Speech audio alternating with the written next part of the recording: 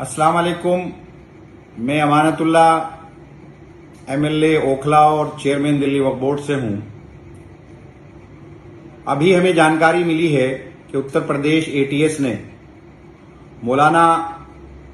उमर गौतम साहब को और मौलाना जहांगीर कासमी साहब को दोनों को गिरफ्तार किया है और ये इल्जाम लगाकर गिरफ्तार किया है कि ये दोनों ने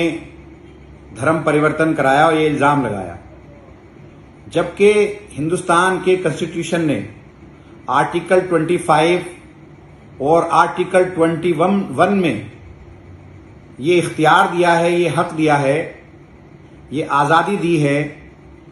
कि कोई भी आदमी अपने धर्म का प्रचार प्रसार कर सकता है और कोई भी आदमी अपनी आज़ादी के साथ किसी भी धर्म को अपना सकता है। लेकिन भाजपा उत्तर प्रदेश में इलेक्शन के चलते हुए पूरे हिंदुस्तान का माहौल बिगाड़ना चाहती है और उत्तर प्रदेश में योगी सरकार है, वो मुसलमानों पर मुसलसल, दलितों पर मुसलसल जुल्म कर रही है और बाज नहीं आ रही है और वो राजनीति के चलते, वोट के चलते हिंदू मुसलमान में पूरे प्रदेश को बांटने में लगी है और संविधान, न वो संविधान को मानते हैं, न वो कानून को मानते हैं, जबकि संविधान ने ये हक दिया है कि कोई भी आदमी किसी भी मजहब को अपना सकता है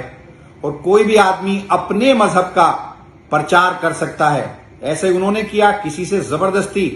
मौलाना उमर गौतम ने या मौलाना जहांगीर ने